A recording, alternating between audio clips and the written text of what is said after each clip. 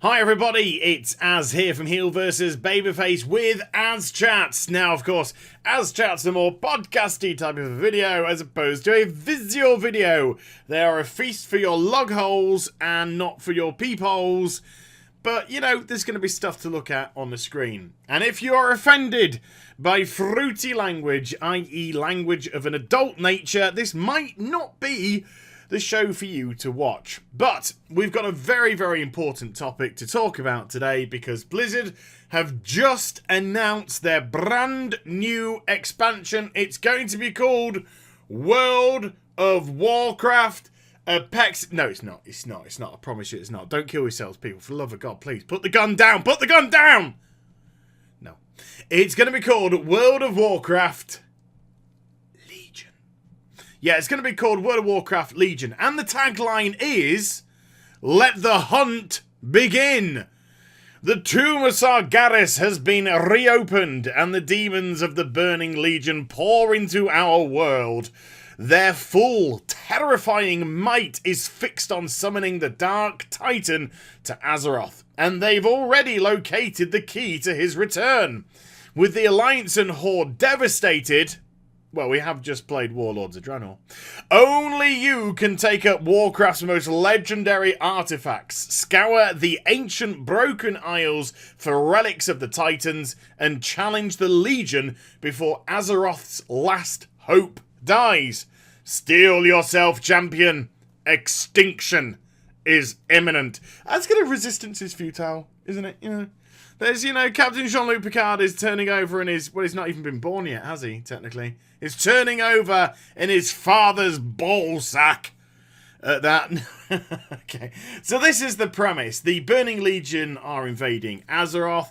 Gul'dan has opened up the Tomb of Sargeras and they've come flooding through. Now, this is where things get a little bit wibbly-wobbly.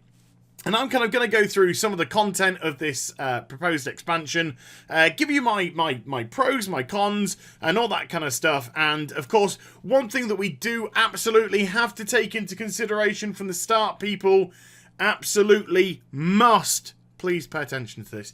This is the first announcement, okay? So possibly stuff which is announced ain't going to get into the game. Also, just because something hasn't been announced doesn't mean that it isn't in the game. And I'm talking to you PvPers because they mentioned dick about PvP stuff other than the revamping of the honor system. So first of all, I'm going to start off with the lore of the expansion because they went through quite a few big names that are going to be re-emerging. And the reason why I want to start on this is because it does sound a little bit messy, to say the absolute least, because we're going to, obviously there's going to be spoilers in this video. If you are listening to this video and you want to complain about spoilers being dropped, you are fucking mental. But we have had things like Illidan is going to be in this expansion. Yeah, dead Illidan. Gul'dan is going to be in this expansion, and he will actually be the final boss of the second raid. We're also going to have Ashara apparently popping up at some point, I do believe was mentioned. We're also going to be calling upon the Titans to come and help us, as well as delving into the Emerald Dream and the Emerald Nightmare. Now, just by the fact of putting all of those together worries me. And the reason why it worries me is not necessarily because of what they've said. The fact is, narrative in Warlords of Draenor was so piss poor, it's unreal. Honestly, the lore was abysmal. The storytelling was abysmal. It was fractured. It was broken. It made no sense half the time. When you've got so many balls, ladies, to be juggling at one time, especially with massive lore characters, Illidan, Gul'dan, Ashara, the Emerald Dream, that's not a character I know, the Emerald Dream and the Emerald Nightmare, but you will be dealing with the main boss of those. And also, on top of that, the Titans, unless the storytelling in this expansion is absolutely spot on, this is going to crumble into terrible, terrible fanfiction. It really is. So I'm not ragging on it by any stretch of the imagination for the diversity of what they want to bring. They've just got to make sure they tell us a fucking story, this expansion. For the love of Batman, tell us a fucking story! One that's cohesive and makes sense and keeps us involved, please! Otherwise, yeah, so there is kind of that element to be slightly worried about. The Broken Isles themselves, they don't seem like a huge continent. It kind of seems a little bit smaller than Pandaria, which means it's going to be probably smaller than, let's say, Draenor. By the looks of it. And we are going to see the return of Dalaran. Yes. Dalaran is going to make a return to the game. Now, there seems to be 5 major zones, which are High Mountain, Valshar, Surma, Azsuna. It's nice that they've named a continent after myself, thank you. A zone after myself for people going mental. And Storheim. And there's also a smaller one, a much smaller one, called the Broken Shore, which does have Dalaran probably floating in the air, of course, offset from it. Also, the map that they're showing on the website, I already think has actually removed... This is true. I actually think it's removed a part of the continent, a very small part, admittedly, that they showed off on the screen during the presentation. So, oh my goodness me, let's not have any more Farallon kind of flashbacks. That's bad enough. But, I mean, we can't see the actual size and scope of this until we get there. So although the pictures and the zones may look smaller than, let's say, Pandaria, in reality, they might be significantly bigger. So, you know, Stormheim, which is over on the west coast, might actually be, let's say, 3/4 of the side of the Jade Forest. And that would make it exceedingly large. So we don't quite know there. But by the looks of it, it's probably going to be quite small. So things like that concern me. And the reason why things like that concern me is unless there are other areas to venture, one of the major problems that we do have with the World of Warcraft is their ability to chain us to a single location, whether it be a major city, whether it be your garrison, or something like that. I really want us to be out in the world at top level, which is going to go up to 110 kills to breeze.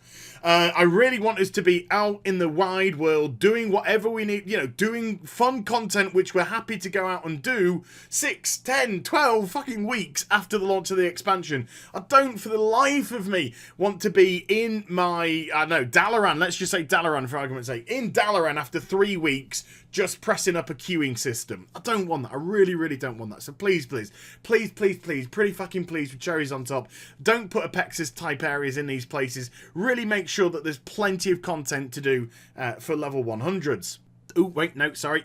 Level 110, because that'll be the maximum level, of course. Now, I'm going to go through some other forms of content, but I'll tell you what, before I do, one thing that I was happy to see is the Legion are a legitimate threat, and I mean a legitimate proper threat. I didn't feel threatened at all in Pandaria. I didn't feel threatened at all by the Iron Horde. That was all smoke and mirrors. So it is nice just to have the freaking Legion and no Iron Horde.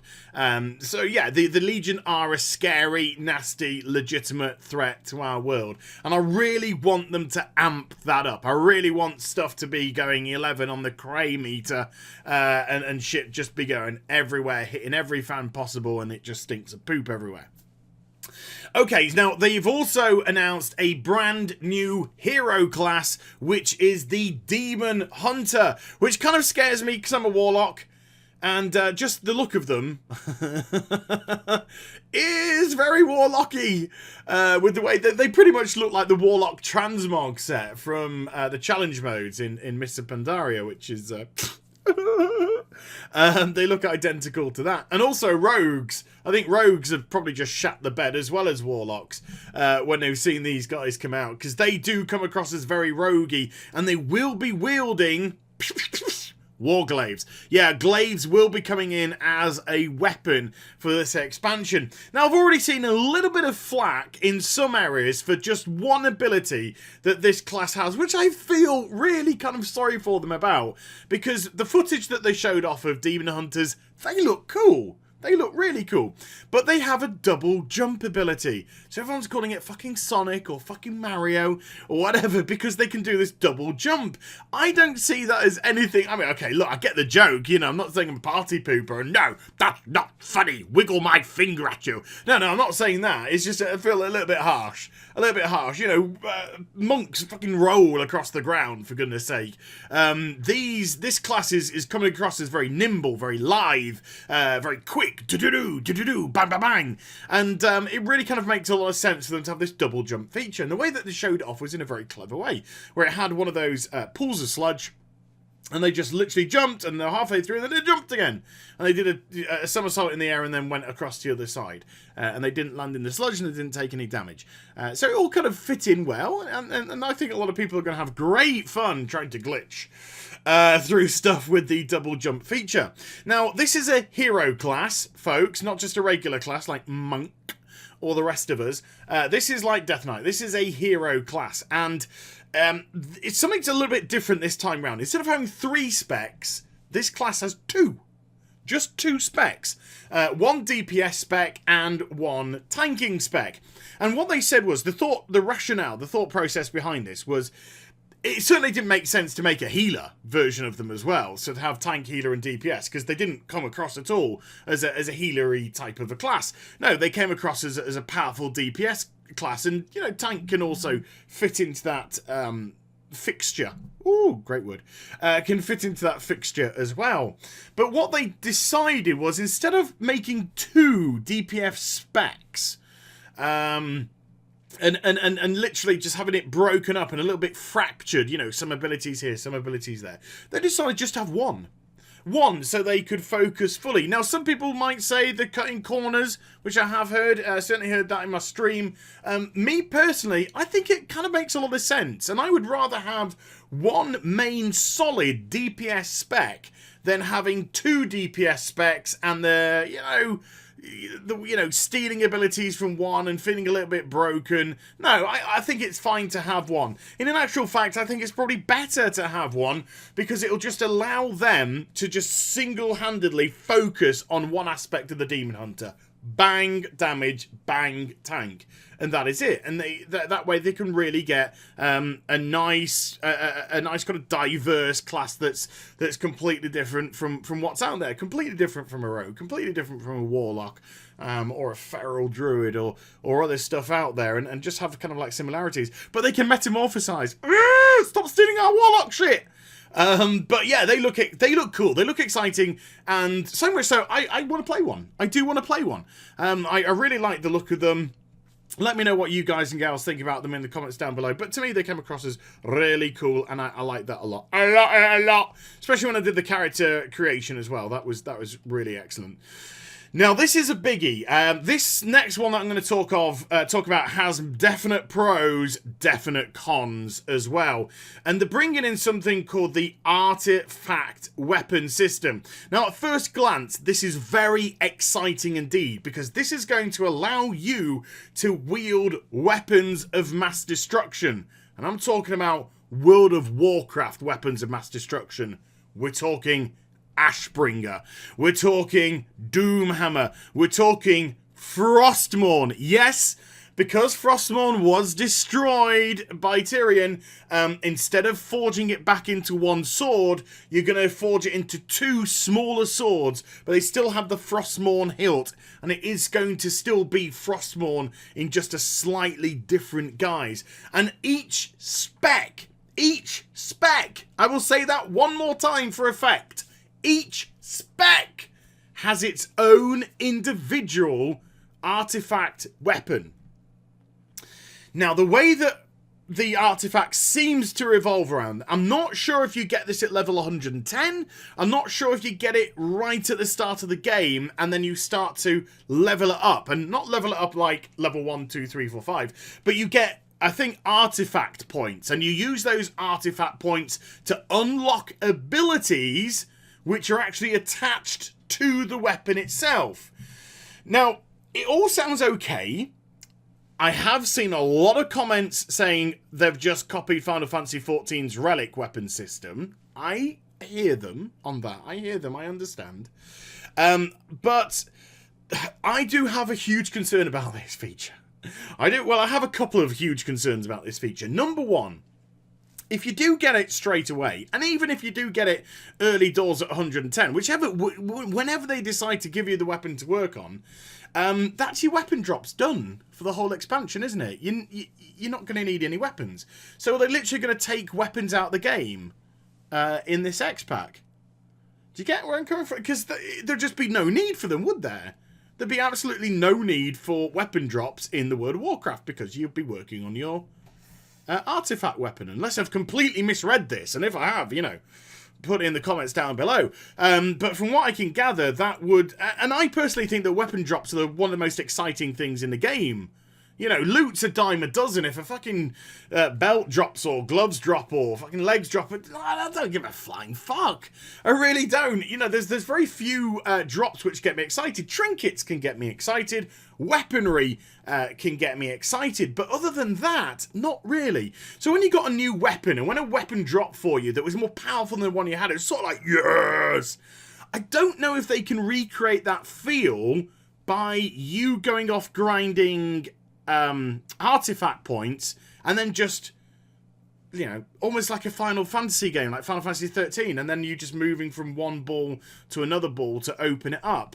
So I don't know. I mean, I'm not ragging on it. I just have concerns about it. And also a major concern is, what is the content that's going to surround it? I mean, literally, are you going to get artifact points for doing anything in the game? Leveling up, exploration, killing mobs, dungeons, raiding, yada yada yada. Are they all just going to contribute and that's how you get your artifact points?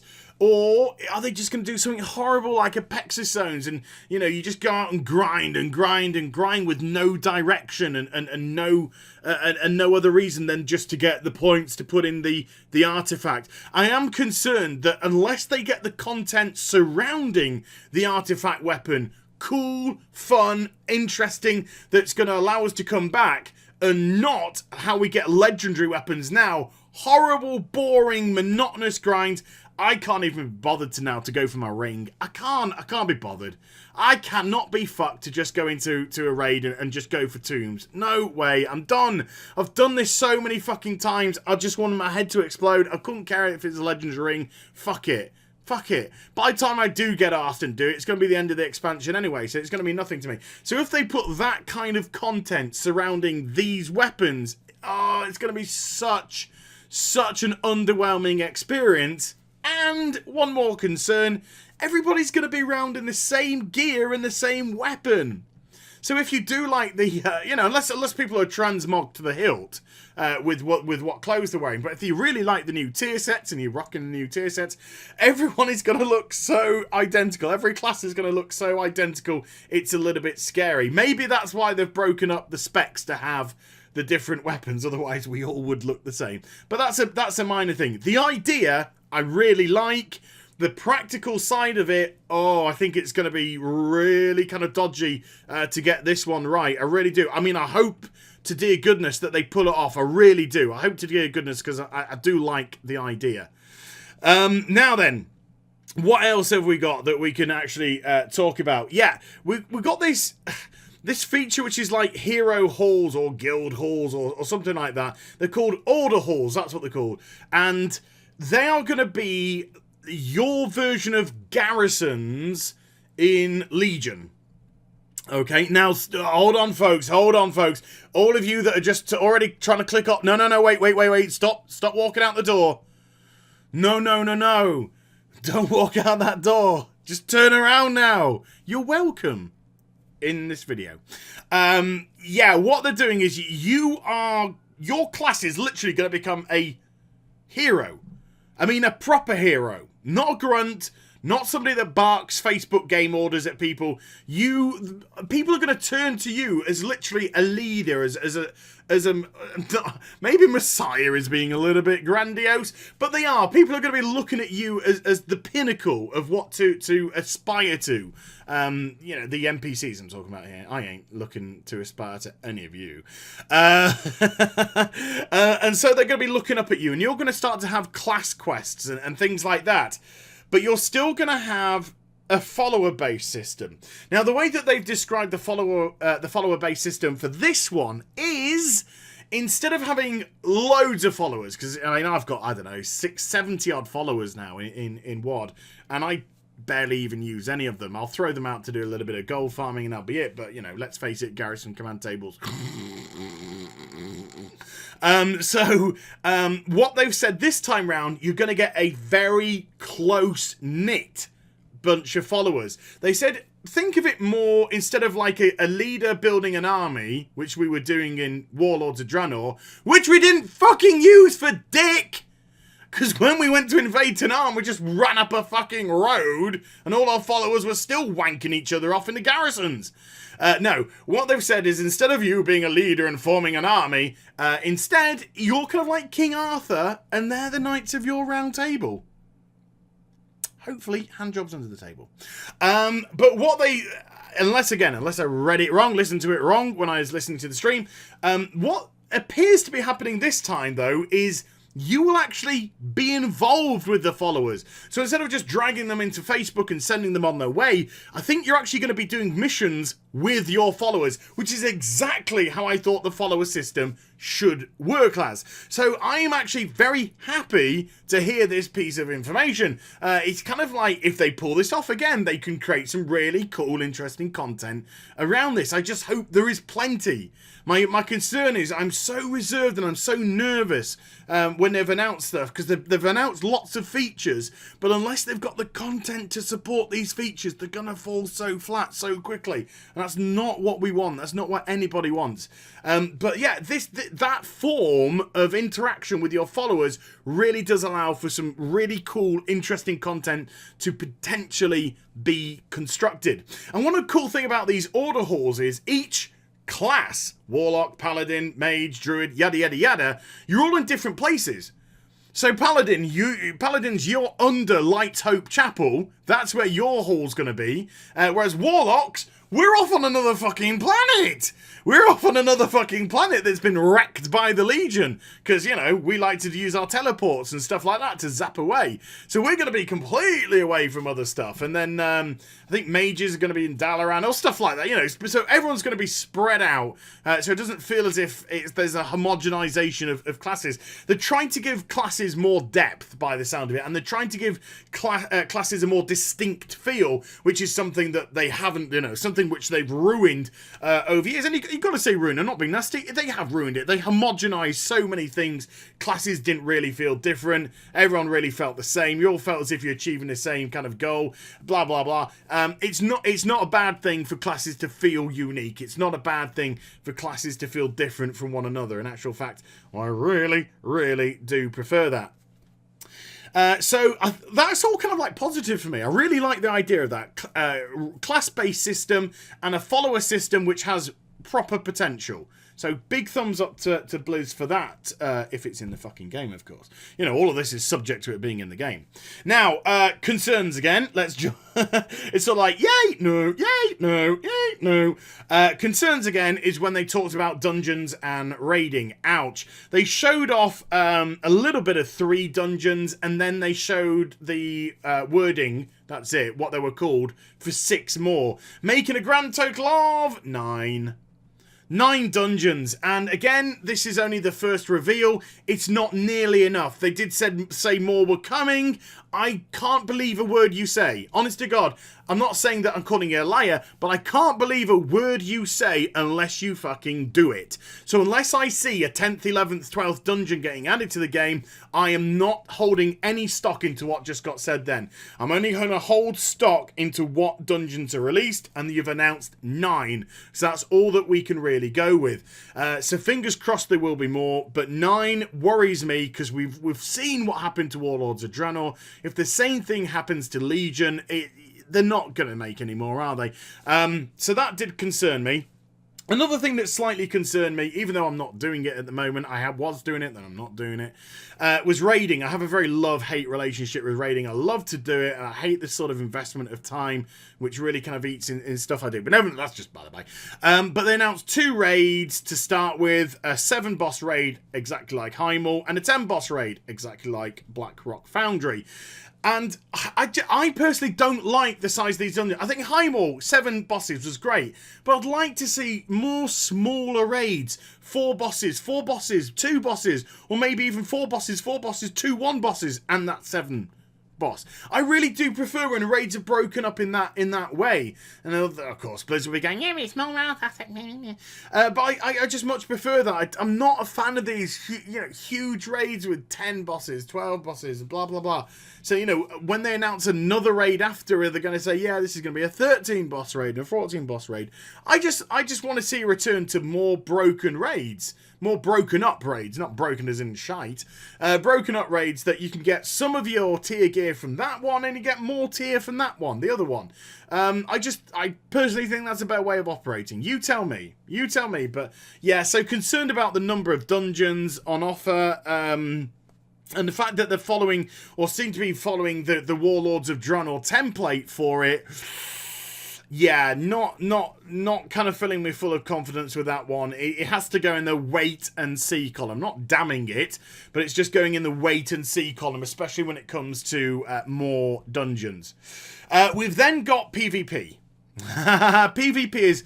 Oh boy. I've got a little something for you. I ain't got a lot for you, because they announced that they're going to totally revamp the honor system.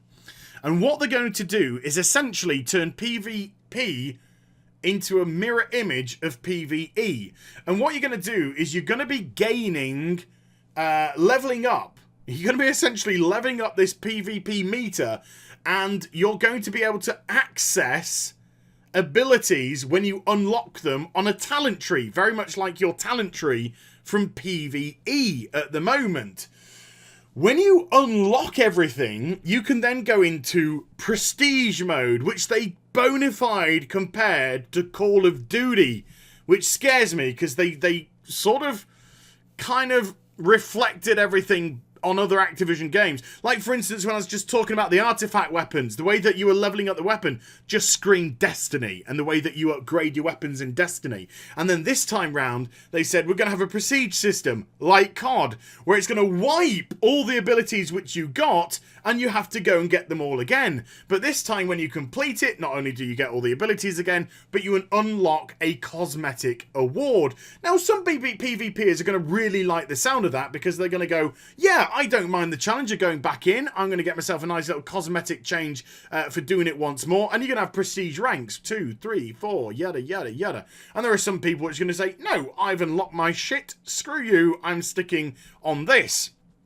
But that's all I can say about PvP. Honest to God, they didn't announce any world zones, they didn't announce any battlegrounds, and they didn't announce any arenas.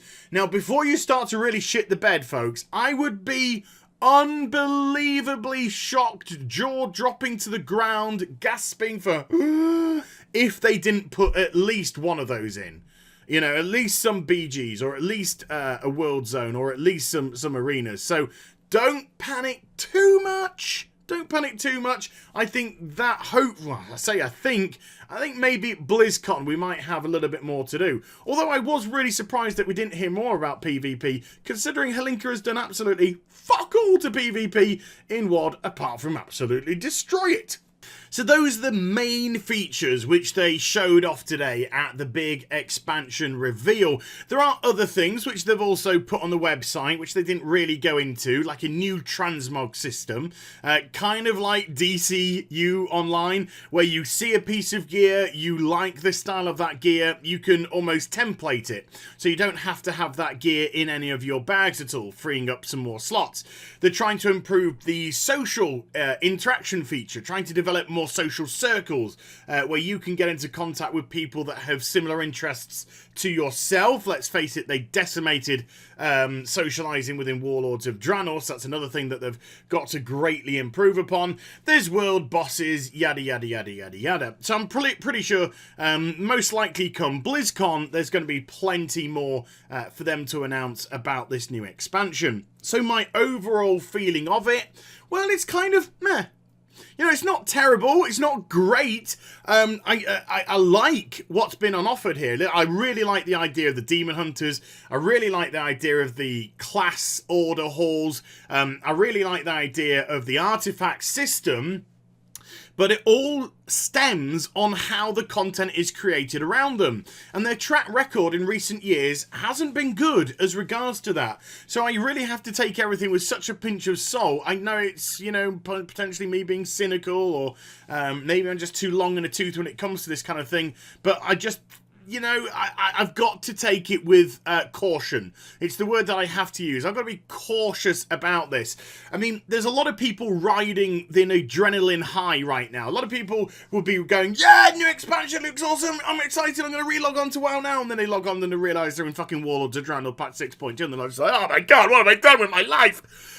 You know, it's there is going to be that big adrenaline rush that people have of the excitement of seeing something new.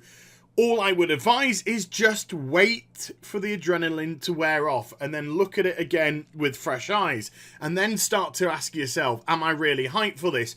I do think there are some pretty big concerns around the content. I do think there's a little bit of concern around the size of the world, which have currently kind of showed off, and I definitely think there's concerns about all the people that they're trying to throw in. And I even missed a couple out. There's still some big names in there which I haven't mentioned. So, to juggle all of those lore features at once is messy. It's really, really messy, and therefore has to be nailed absolutely perfectly. And when you're not doing that currently, then you have to be concerned about how they're going to do it in this one. So, yeah, I'm just taking everything slow with this. I'm not going to fall in love. I'm not going to give my heart away. I'm just going to sit back and just, you know, not play the field, but I'm just going to sit back and see if anything genuinely materializes.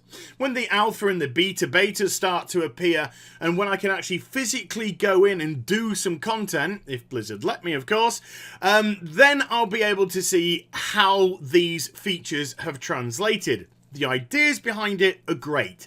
The ideas behind Warlords of Draenor were great, and look how that turned out. So we've just got to err for the final time on the side of caution. But that doesn't stop you from letting me know what you thought about it in the comments down below. And I hope you enjoyed the vid. If you did, do give it a thumbs up and also subscribe. Follow me on social media and Twitch for live streaming. Those links are in the description down below. And I'll be back with some more stuff very soon. You take care, everybody. Bye-bye.